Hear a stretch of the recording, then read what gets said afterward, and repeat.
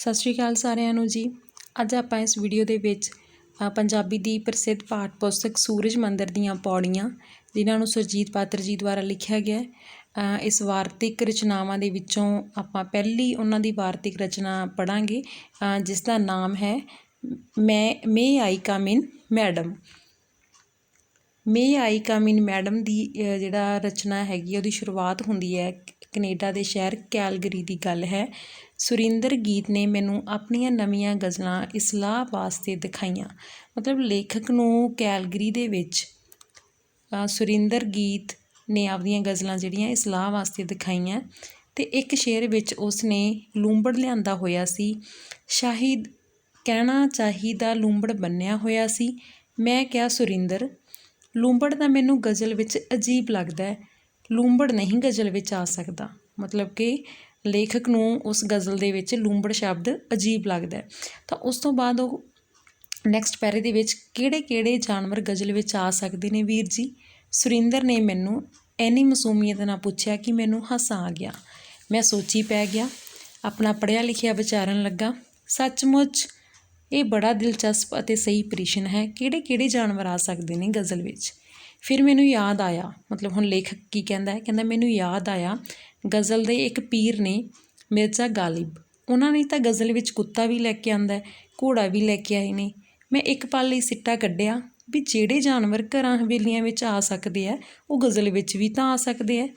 ਫਿਰ ਮੈਨੂੰ ਖਿਆਲ ਆਇਆ ਕਿ ਗਾਲਿਬ ਸਾਹਿਬ ਨੇ ਕੁੱਤੇ ਅਤੇ ਘੋੜੇ ਨੂੰ ਗਜ਼ਲ ਵਿੱਚ ਲਿਆਉਣ ਵੇਲੇ ਫਾਰਸੀ ਵਿੱਚ ਲੁਕੋ ਲਿਆ ਸੀ, ਜਾਣੀ ਉਹਨਾਂ ਨੂੰ ਸੰਗ ਅਤੇ ਤੋਸਨ ਬਣਾ ਲਿਆ ਸੀ।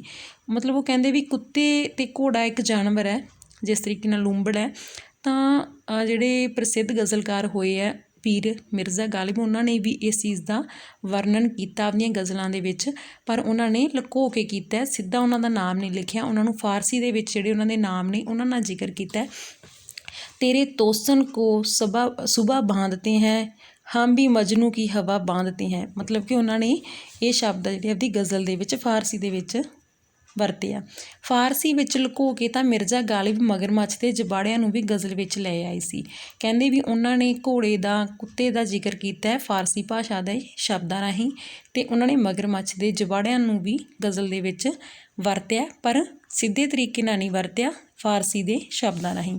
ਮੈਂ ਸੁਰਿੰਦਰ ਨੂੰ ਕਿਹਾ, ਆ ਸਕਦਾ ਹੈ ਲੂੰਬੜ ਗਜ਼ਲ ਵਿੱਚ, ਕਿਉਂ ਨਹੀਂ ਆ ਸਕਦਾ, ਪਰ ਲਿਆਉਣ ਵੇਲੇ ਉਸ ਨੂੰ ਕੁਝ ਇਸ ਤਰ੍ਹਾਂ ਲੁਕਾਉਣਾ ਪਵੇਗਾ ਕਿ ਆਮ ਲੋਕ ਉਹਨੂੰ ਉਦੋਂ ਪਛਾਣਨ ਜਦੋਂ ਉਹ ਆ ਚੁੱਕਾ ਹੋਵੇ। ਮਤਲਬ ਉਹ ਕਹਿੰਦੇ ਆ ਵੀ ਤੁਸੀਂ ਆਪਦੀ ਗਜ਼ਲ ਦੇ ਵਿੱਚ ਲੂੰਬੜ ਸ਼ਬਦ ਲਿਆ ਸਕਦੇ ਹੋ, ਪਰ ਉਹਦੇ ਲਈ ਤੁਸੀਂ ਕਿਸੇ ਓਲੇ ਨਾਲ ਜਾਂ ਕਿਸੇ ਹੋਰ ਭਾਸ਼ਾ ਦੇ ਸ਼ਬਦਾਂ ਨਾਲ ਉਹਦਾ ਜ਼ਿਕਰ ਕਰੋ। ਫਿਰ ਮੈਨੂੰ ਯਾਦ ਆਇਆ, ਲੇਖਕ ਹੁਣ ਕੀ ਕਹਿੰਦਾ ਹੈ, ਕਹਿੰਦਾ ਫਿਰ ਮੈਨੂੰ ਯਾਦ ਆਇਆ ਕਿ ਬਾਬੇ ਬੁੱਲ੍ਹੇ ਸ਼ਾਹ ਨੇ ਤਾਂ ਕੁੱਤਿਆਂ ਨੂੰ ਬਿਨਾਂ ਲੁਕੋਏ ਹੀ ਲੈ ਆਏ ਸੀ, ਬੜੀ ਸ਼ਾਨ ਸ਼ੌਕਤ ਨਾਲ। ਉਹਨਾਂ ਨੂੰ ਤਾਂ ਬੰਦਿਆਂ ਤੋਂ ਵੀ ਉੱਚਾ ਦਰਜਾ ਦਿੱਤਾ। ਮਤਲਬ ਬੁੱਲ੍ਹੇ ਸ਼ਾਹ ਸੂਫੀ ਕਵੀ ਹੋਏ ਹੈ, ਉਹਨਾਂ ਨੇ ਤਾਂ, ਲੇਖਕ ਨੂੰ ਯਾਦ ਆਉਂਦਾ ਵੀ ਉਹ ਕਹਿੰਦੇ ਵੀ ਉਹਨਾਂ ਨੇ ਤਾਂ ਉਹਨੂੰ ਲੈ ਕੇ ਆਂਦਾ ਸੀਗਾ, ਮਤਲਬ ਬੁੱਲ੍ਹੇ ਰਾਤੀਂ ਜਾਗੇ ਤੇ ਯੂਥ ਕਮਾਵੇ, ਰਾਤੀਂ ਜਾਗਣ ਕੁੱਤੇ ਤੈਥੋਂ ਉੱਤੇ, ਮਾਲਕ ਦਾ ਦਰ ਕਦੀ ਨਾ ਸ਼ੋਭਣ, ਭਾਵੇਂ 100 ਵੱਜਣ ਜੁੱਤੇ ਤੈਥੋਂ ਉੱਤੇ। ਉੱਠ ਬੁੱਲ੍ਹਿਆ ਉੱਠ ਯਾਰ ਮਨਾ ਲੈ, ਨਹੀਂ ਤਾਂ ਬਾਜੀ ਲੈ ਗਏ ਕੁੱਤੇ ਤੈਥੋਂ ਉੱਤੇ। ਮਤਲਬ ਉਹ ਕਹਿੰਦੇ ਵੀ ਲੇਖਕ ਜਦੋਂ ਬਾਬੇ ਬੁੱਲ੍ਹੇ ਸ਼ਾਹ ਨੂੰ ਯਾਦ ਕਰਦਾ ਤਾਂ ਕਹਿੰਦੇ ਸਾਨੂੰ ਸਾਰੇ ਸਾਹਿਤਕਾਰਾਂ ਨੂੰ ਉਹਨਾਂ ਤੋਂ ਸਬਕ ਲੈਣਾ ਚਾਹੀਦਾ, ਕਿਉਂਕਿ ਉਹਨਾਂ ਨੇ ਕਿਸੇ ਵੀ ਜਾਨਵਰ ਨੂੰ ਸਾਹਿਤ ਵਿੱਚ ਲਿਆਂਦਾ ਤਾਂ ਉਹ ਕਹਿੰਦੇ ਪੂਰੇ ਆਦਰ ਦੇ ਨਾਲ ਆਪਾਂ ਲੈ ਕੇ ਆਂਦਾ। ਅਸੀਂ ਬੰਦੇ ਪਤਾ ਨਹੀਂ ਕਿਉਂ ਆਪਣੇ ਆਪ ਨੂੰ ਜਾਨਵਰਾਂ ਨਾਲੋਂ ਹਰ ਪੱਖੋਂ ਉੱਤਮ ਸਮਝਦੇ ਹਾਂ, ਜਦ ਕਿ ਹਕੀਕਤ ਇਹ ਹੈ ਕਿ ਅਸੀਂ ਲੂੰਬੜਾਂ ਨਾਲੋਂ ਵੱਧ ਚਲਾਕ, ਸੱਪਾਂ ਨਾਲੋਂ ਵੱਧ ਜ਼ਹਿਰੀਲੇ ਅਤੇ ਸ਼ੇਰਾਂ ਨਾਲੋਂ ਵੱਧ ਖੁੰਗਾਰ ਹਾਂ। ਇੱਕ ਵਾਰੀ ਰਜਿੰਦਰ ਸਿੰਘ ਬੇਦੀ ਹੋਰਾਂ ਕਿਹਾ ਕਿ ਜੇ ਕੁੱਤਿਆਂ ਨੂੰ ਪਤਾ ਲੱਗ ਜੇ ਕਿ ਉਹਨਾਂ ਦੀ ਤੁਲਨਾ ਬੰਦਿਆਂ ਨਾਲ ਕਰਦੇ ਹਾਂ ਤਾਂ ਉਹ ਇੰਨੀ ਬੇਇੱਜ਼ਤੀ ਮਹਿਸੂਸ ਕਰਨਗੇ ਕਿ ਸਾਨੂੰ ਪਾੜ ਕੇ ਖਾ ਜਾਣ। ਦੇਖੋ ਤਾਂ ਹਿੰਦੀ ਕਵੀ ਅੰਗਰੇਜ਼ ਸਾਹਿਬ ਸੱਪ ਨਾਲ ਕਿੰਨੇ ਪਿਆਰ ਨਾਲ ਗੱਲਾਂ ਕਰਦੇ ਹਨ। ਅਰੇ ਸਾਪ, ਤੁਮ ਸੱਭਿਅਤ ਤੋਂ ਹੁਏ ਨਹੀਂ, शहर में बसना भी तुम्हें नहीं आया, फिर ये डंग कहाँ से सीखा, ये ਜ਼ਹਿਰ कहाँ से पाया। ਲੂੰਬੜ ਤੋਂ ਗੱਲ ਸ਼ੁਰੂ ਹੋਈ ਸੀ ਤਾਂ ਮੈਨੂੰ ਲੂੰਬੜੀ ਬਾਰੇ ਕਵਿਤਰੀ ਹੀਰੋਇਨ ਦੀ ਲਿਖੀ ਹੋਈ ਇੱਕ ਕਵਿਤਾ ਯਾਦ ਆ ਗਈ, ਜੋ ਮੈਂ ਮੰਗਲੇਸ਼ ਡਬਰਾਲ ਦੀ ਕਿਤਾਬ ਇੱਕ ਬਾਰ ਆਯੋਵਾ ਵਿੱਚ ਪੜ੍ਹੀ ਸੀ। ਕੁਝ ਸਾਲ ਪਹਿਲਾਂ ਦੀ ਗੱਲ ਹੈ। ਇੱਕ ਥਾਂ ਮੈਂ ਸੁੰਨ ਹੋ ਗਈ ਲੂੰਬੜੀ ਦੀ ਇੱਕ ਪੇਂਟਿੰਗ ਦੇਖ ਕੇ। ਇੱਕ ਜਾਲ ਵਿੱਚ ਫਸੀ ਲੂੰਬੜੀ ਦਰਦ ਨਾਲ ਹੁਕਾਂਗਦੀ ਅਸਮਾਨ ਵੱਲ ਦੇਖ ਕੇ। ਜੀਵਨ ਵਿੱਚ ਪਹਿਲੀ ਵਾਰ ਮੈਂ ਆਪਣੇ ਆਪ ਨੂੰ ਫਸਿਆ ਹੋਇਆ ਦੇਖਿਆ ਦੁਨੀਆ ਦੇ ਜਾਲ ਵਿੱਚ। ਇਹ 12 ਪੂਛਾਂ ਵਾਲੀ ਲੂੰਬੜੀ ਜੋ ਜਿੱਥੇ ਚਾਹੇ ਦੌੜੀ ਫਿਰਦੀ ਸੀ, ਪਹਾੜਾਂ ਦੇ ਖੇਤਾਂ ਵਿੱਚ ਖੇਡਦੀ ਹੋਈ, ਸ਼ਰਾਰਤਾਂ ਕਰਦੀ, ਚੌਹਾਂ ਰੁੱਤਾਂ ਵਿੱਚ, ਹੁਣ ਇਹ ਕੈਦ ਹੈ ਕਲਾਕਾਰ ਦੇ ਜਾਲ ਵਿੱਚ। ਕਿੰਨਾ ਚਿਰ ਖੜ੍ਹੀ ਰਹੀ ਹਾਂ ਉੱਥੇ, ਨਿਰਜਿੰਦ ਜਿਹੀ ਕੈਨਵਸ ਖਿੱਚ ਕੇ ਲਿਆਂਦੀ ਗਈ। ਇਹ ਨਿਰਜਿੰਦ ਜਿਹੀ ਲੂੰਬੜੀ ਨੂੰ ਦੇਖਦੀ ਹੈਰਾਨ ਹੁੰਦੀ, ਰੱਬ ਨੇ ਕਿਉਂ ਬਣਾ ਦਿੱਤਾ ਸੰਸਾਰ ਨੂੰ ਆਪਣਾ ਜਾਲ।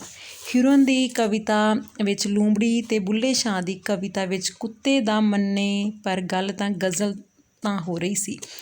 ਉਹ ਕਹਿੰਦੇ ਜਿਸ ਨੂੰ ਬੜਾ ਹੀ ਨਾਜ਼ੁਕ ਸਿਨਫ ਮੰਨਿਆ ਜਾਂਦਾ ਹੈ। ਉਂਝ ਜੇ ਸੋਚਿਆ ਜਾਵੇ ਤਾਂ ਕਹਿੰਦੇ ਜਾਨਵਰਾਂ ਦਾ ਸਭ ਕਾਵਿ ਰੂਪ ਤੋਂ ਵੱਧ ਹੱਕ ਤਾਂ ਗਜ਼ਲ ਉੱਤੇ ਹੀ ਬਣਦਾ ਹੈ, ਕਿਉਂਕਿ ਇਹਨਾਂ ਨੇ ਤਾਂ ਆਪਣਾ ਨਾਮ ਹੀ ਇੱਕ ਪਿਆਰੇ ਜਿਹੇ ਜਾਨਵਰ ਹਿਰਨ ਤੋਂ ਲਿਆ ਹੈ। 13ਵੀਂ ਸਦੀ ਦੇ ਫਾਰਸੀ ਆਲਮ ਦੇ ਹਵਾਲੇ ਨਾਲ ਵਿਦਵਾਨ ਦੱਸਦੇ ਹਨ ਕਿ ਗਜ਼ਲ ਦਾ ਇੱਕ ਸ਼ਾਬਦਿਕ ਅਰਥ ਸ਼ਿਕਾਰੀਆਂ ਵਿਚਕਾਰ ਘਿਰੇ ਹਿਰਨ ਦੀ ਦਰਦੀਲੀ ਪੁਕਾਰ। ਠੀਕ ਹੈ, ਹਿਰਨ ਨੂੰ ਪਰੇਸ਼ਾਨ ਕਰਨ ਵਾਲੇ ਜਾਨਵਰ ਦੀ ਤਾਂ ਗਜ਼ਲ ਵਿੱਚ ਮਨਾਹੀ ਚਾਹੀਦੀ ਸੀ। ਉਸ ਤੋਂ ਬਾਅਦ ਜੇ ਗਜ਼ਲ ਦਾ ਦੂਸਰਾ ਜਿਹੜਾ ਸ਼ਾਬਦਿਕ ਅਰਥ ਹੈ ਉਹ ਹੈ ਔਰਤਾਂ ਨਾਲ ਗੱਲਬਾਤ ਕਰਨੀ। ਇਹ ਅਰਥ ਵੀ ਗਜ਼ਲ ਸਿਨਫ ਦੀ ਨਜ਼ਾਕਤ ਵੱਲ ਹੀ ਇਸ਼ਾਰਾ ਕਰਦਾ ਹੈ। ਪਰ ਹੁਣ ਜਦੋਂ ਕਿ ਔਰਤਾਂ ਮੁਕਤ ਹੋ ਰਹੀਆਂ ਹਨ ਅਤੇ ਹਰ ਖੇਤਰ ਵਿੱਚ ਹਿੱਸਾ ਲੈ ਰਹੀਆਂ ਹਨ, ਤਾਂ ਉਹਨਾਂ ਨਾਲ ਹਰ ਵਿਸ਼ੇ 'ਤੇ ਗੱਲ ਕੀਤੀ ਜਾ ਸਕਦੀ ਹੈ। ਤਾਂ ਗਜ਼ਲ ਵਿੱਚ ਵੀ ਆ ਸਕਦਾ ਹੈ ਹੀਰੋਇਨ ਦੀ ਲੂੰਬੜੀ ਤੇ ਨਾਲ ਲੂੰਬੜ।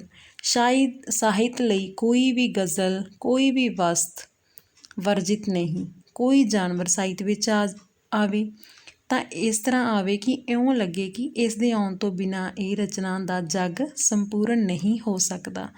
ਮੈਂ ਸੋਚਣ ਲਈ ਸੁਰਿੰਦਰ ਕੋਲੋਂ ਕੁਝ ਵਕਤ ਮੰਗਦਾ ਹਾਂ ਅਤੇ ਉਸਨੂੰ ਕਹਿੰਦਾ ਹਾਂ, ਸੁਰਿੰਦਰ ਤੂੰ ਗਜ਼ਲ ਵਿੱਚ ਜ਼ਰੂਰ ਲੂੰਬੜ ਲੈ ਕੇ ਆਉਣਾ। ਕੋਈ ਕਵਿਤਾ ਲਿਖ ਲੈ। ਗਜ਼ਲ ਦੀ ਤੰਗ ਜ਼ਰਫੀ ਤੋਂ ਤਾਂ ਗਾਲਿਬ ਵਰਗਾ ਉਸਤਾਦ ਗਜ਼ਲੋਂ ਵੀ ਤੰਗ ਪੈ ਗਿਆ ਸੀ ਅਤੇ ਇੱਕ ਦਿਨ ਕਹਿਣ ਲੱਗਾ, बकदर शौक़ नहीं ज़र्फ़ तंग हाय गज़ल, कुछ और चाहिए वुसअत मेरे ब्याह के लिए। जानी गज़ल ਤਾਂ ਤੰਗ ਵਿੱਤ ਮੇਰੇ ਸ਼ੌਂਕ ਦੇ ਕਾਬਿਲ ਨਹੀਂ।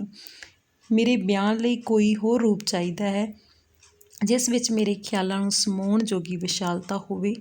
ਲੂੰਬੜ ਗਜ਼ਲ ਦੇ ਦਰ ਖੜ੍ਹਾ ਹੈ, ਜਿਵੇਂ ਗਜ਼ਲ ਨੂੰ ਪੁੱਛ ਰਿਹਾ ਹੋਵੇ, ਮੇ ਆਈ ਕਮ ਇਨ ਮੈਮ। ਪਰ ਹਜ਼ਾਰਾਂ ਹੋਰ ਖੁਸ਼ਫਹਿਮੀਆਂ ਵਾਂਗ ਇਹ ਵੀ ਕਮੀਆਂ ਦੀ ਇੱਕ ਖੁਸ਼ਫਹਿਮੀ ਹੀ ਹੈ। ਅਸਲ ਵਿੱਚ ਲੂੰਬੜ ਨੂੰ ਗਜ਼ਲ ਦੀ ਕੋਈ ਲੋੜ ਨਹੀਂ। ਉਸਨੇ ਗਜ਼ਲ ਵਿੱਚ ਆ ਕੇ ਕੀ ਲੈਣਾ? ਹਾਂ, ਗਜ਼ਲ ਨੂੰ ਹੋਰ ਵਸੀਹ ਹੋਣ ਲਈ ਜ਼ਰੂਰ ਲੂੰਬੜ ਦੀ ਲੋੜ ਹੋ ਸਕਦੀ ਹੈ। ਮੈਨੂੰ ਪੂਰੀ ਆਸ ਹੈ ਕਿ ਕੋਈ ਸ਼ਾਇਰ ਹੋਵੇਗਾ ਜੋ ਪੂਰੀ ਸ਼ਾਨੋ ਸ਼ੌਕਤ ਨਾਲ ਲੂੰਬੜ ਨੂੰ ਗਜ਼ਲ ਵਿੱਚ ਲੈ ਆਵੇਗਾ। ਹੁਣ ਇਸ ਰਚਨਾ ਦੇ ਵਿੱਚ ਆਪਾਂ ਕਹਾਣੀਕਾਰ ਚਾਹੇ ਕੋਈ ਨਾਵਲਕਾਰ ਹੈ, ਉਸ ਤਰੀਕੇ ਨਾਲ ਜੋ ਆ ਉਹ ਆਪਦੀ ਰਚਨਾ ਨੂੰ ਲਿਖਦੇ ਨੇ ਅਤੇ ਉਹਨਾਂ ਦੀ ਸੋਚ ਦੀ ਆਪਾਂ ਗੱਲ ਕਰਦੇ ਹਾਂ ਤਾਂ ਉਸੇ ਤਰੀਕੇ ਨਾਲ ਇਹ ਬਣ ਗਈ ਹੈ ਗਜ਼ਲ, ਜਿਹਦੇ ਵਿੱਚ ਆਪਾਂ ਨੂੰ ਕਹਿਣਾ ਚਾਹੁੰਦੇ ਆ ਲੇਖਕ ਵੀ ਕੋਈ ਵੀ ਰਚਨਾ ਹੋਵੇ ਜਿਵੇਂ ਗਜ਼ਲ ਹੈ ਤਾਂ ਉਹਦੇ ਵਿੱਚ ਜਾਨਵਰਾਂ ਦਾ ਨਾਮ ਲਿਆਉਣਾ ਕੋਈ ਉਹਦੇ ਵਿੱਚ ਸੰਕੋਚ ਨਹੀਂ ਕਰਨਾ ਚਾਹੀਦਾ, ਕਿਉਂਕਿ ਜਾਨਵਰ ਵੀ ਇੱਕ ਇਨਸਾਨ ਵਾਂਗ ਆਪਦਾ ਰੁਤਬਾ ਰੱਖਦੇ ਆ। ਤਾਂ ਗਜ਼ਲ ਦੇ ਵਿੱਚ ਕਿਸੇ ਤਰੀਕੇ ਦੀ ਕੋਈ ਮਨਾਹੀ ਨਹੀਂ ਹੋਣੀ ਚਾਹੀਦੀ ਕਿਸੇ ਜਾਨਵਰ ਦਾ ਜ਼ਿਕਰ ਆਉਣ ਵਾਸਤੇ, ਕਿਉਂਕਿ ਬਹੁਤ ਬੁੱਲ੍ਹੇ ਸ਼ਾਹ ਵਰਗੇ ਬਾਬਿਆਂ ਨੇ ਪੂਰੀ ਸ਼ਾਨੋ ਸ਼ੌਕਤ ਨਾਲ ਜਿਹੜੇ ਆਪਣੀਆਂ ਗਜ਼ਲਾਂ ਦੇ ਵਿੱਚ ਜਾਨਵਰਾਂ ਦਾ ਜ਼ਿਕਰ ਕੀਤਾ। ਸੋ ਲੇਖਕ ਇੱਥੇ ਆਸ ਕਰਦਾ ਵੀ ਕੋਈ ਹੋਰ ਵੀ ਸ਼ਾਇਰ ਹੋਵੇਗਾ ਜੋ ਪੂਰੀ ਇੱਜ਼ਤ ਨਾਲ ਸ਼ਾਨੋ ਸ਼ੌਕਤ ਨਾਲ ਲੂੰਬੜ ਨੂੰ ਗਜ਼ਲ ਵਿੱਚ ਲੈ ਆਵੇਗਾ।